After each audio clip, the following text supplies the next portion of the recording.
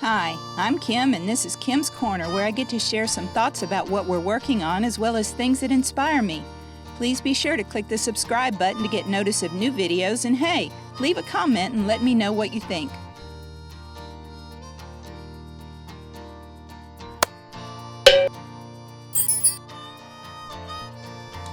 Hi everybody. I have a little tradition that I started this year as a result of the pandemic, and I wanted to share it with you.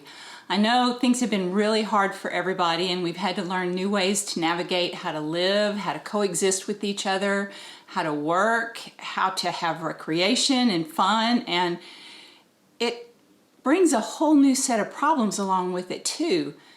I don't know that it's ever been easier to focus on the negative that's going on around us. Turn on the radio, listen to the television. What's the first thing you hear? They're talking about the number of people that have died today, the coronavirus, the political unrest, one side against the other, one nation against the other, and people are being shut in their homes. They're not able to do the things that they're normally used to doing, and it's just hard. It's really hard. Life's hard on its own, but this year has put a new set of problems that nobody's ever had experience with. And so I've tried to focus on the positive because I truly believe that inside every negative thing there is a positive and there is a blessing. And that's kind of the core of our YouTube channel here. We want to show you that there is always light in the darkness. And not only that, the light will always overpower the darkness. And as Groeschel always says, your actions will follow your strongest thoughts. And so if we can make our strongest thoughts in a more positive direction, then our actions and our attitudes will follow. And remember, a bad attitude is like a flat tire. You can't go anywhere until you change it. So one of the things that we're doing over here at my house is, right here off camera, I have this little jar. And in this jar are all these little pieces of paper. And what we do whenever something happens that is just special, there's so many things that go on that we can easily overlook, and we can say, oh, you know, that was just luck, or the way things happened, or not even recognize it. And actually it's really a blessing, and it's a special thing. So every time we see something like that happen, take this little piece of paper and we write it in a note, and then fold the note up and put it inside the little jar. Each month we take this jar, empty it out, and read the blessings that we've had the previous 4 weeks. It floods your mind with all these positive things that you have forgotten. It's really funny when you think about it, because you take Elijah in the Bible, and this was a man that was so anointed by God, and he actually has this episode where he calls upon the Lord and fire rains down, and all of these people are just overwhelmed by the glory of God, and they're scared to death, and they rightfully should be. And then the next day, Elijah finds out that Jezebel is after him, and he is crouched down asking the Lord to take him out, saying, you know, I just can't do this anymore. This is too hard.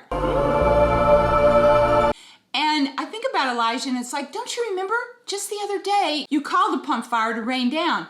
But he seems to have forgotten that within this 24-hour period. But you know what? That's exactly the way that I am. Oh my goodness, I can have this wonderful thing happen in the morning, and by the evening, well, okay, that's exaggerating. Give me 5 minutes, and if something bad happens, it's like that is where my focus is, and that's what I'm thinking about. And it's so hard. So this redirects our focus. It's just like that train going down the track. When it comes to the switch, which track are you going to go down? Are you going to go down the positive one or the negative one? And this little jar helps me remember to go down the positive one, and it's so sweet. And I'll read to you just a couple of them. Here's one. I was in the bedroom doing my crunches, and my daughter comes in there, and she's reading part of Business Boutique. This is Christy Wright's book on starting a business, and it is a wonderful resource. I would highly recommend it. But at the end of the book, there's questions, and my daughter was reading the questions to me, and I'm listening to them while I'm doing my crunches, and all of a sudden one of the questions really hit home with me. and it was talking about your why, and I realized what I wanted to do. And I wanted to do what we're doing right here with this YouTube channel, Christians in Crisis. And then I also have another note here that's a follow-up from that, is I wrote down what I wanted to do. I made it tangible. I put it on the mirror in my bathroom, and now I read it every day. That was a big deal for me because I had to identify it. And once you identify it, then it becomes a whole different level of real. All right. This woman wanted me to be on a podcast, actually the how-to podcast, and I was on that. That was exciting. And I survived the podcast taping. And I'll tell you what else. This one is another follow-up. I know exactly what this one is. I survived taping my first episode of Kim's Corner. No one can ever know the degree of fear and terror that I had doing that, but it was about confidence, and I had to do it scared. And it was wonderful because I actually learned a lot, and I think I built up a little bit of my confidence muscle. Okay, and maybe one more. Let's see what this is. I hung my paintings in the gallery. I've got 2 of my paintings in a gallery, a lovely gallery, Hindes Fine Art Gallery in San Antonio. And it was very exciting because this is a new chapter of my life, and I'm really pursuing my painting as never before. So that was great. The whole point of this is to tell you, small, big, they're all focusing on the positive.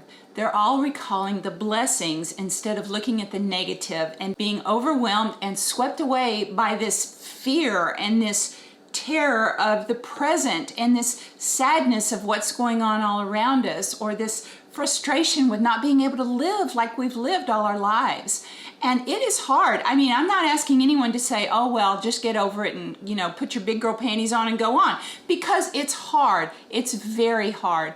And the point is that we don't have to go through it angry, frustrated, and totally freaked out. We can experience those. I'm not saying we're inhuman, but then we can go on to the positive and we can focus on that. And this is just one little tool, this sweet little jar that helps me do that. And so each month we empty it out, we read them and put them in a Ziploc and start for the next month.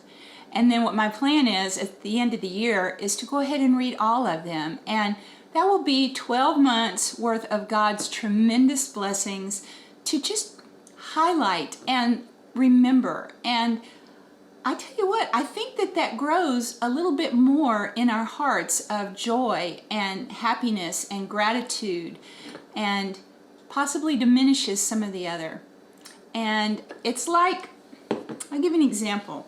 Yesterday, my daughter and I went to meet my brother and my mother, and we have this little place that we have started meeting. It's in Schulenburg, Texas. It's called Jack and Mary's. I'll tell you, it's a great little place. They've got this little courtyard outside where you can bring your own food. We put a tablecloth on one of the outdoor tables and we just hang out.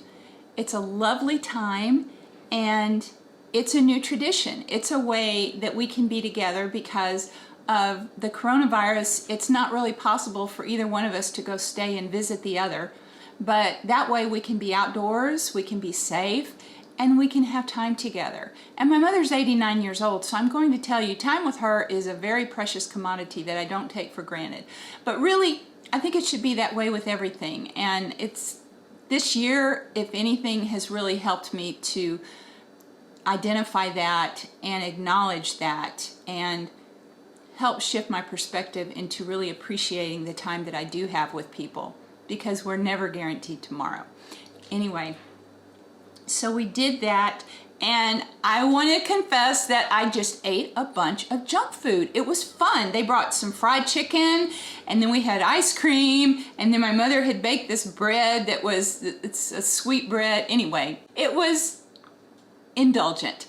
And by the time I got home, I just felt badly. You know, I was kind of shaky, my blood sugar wasn't right, and it wasn't the best feeling because I had eaten a lot of junk food.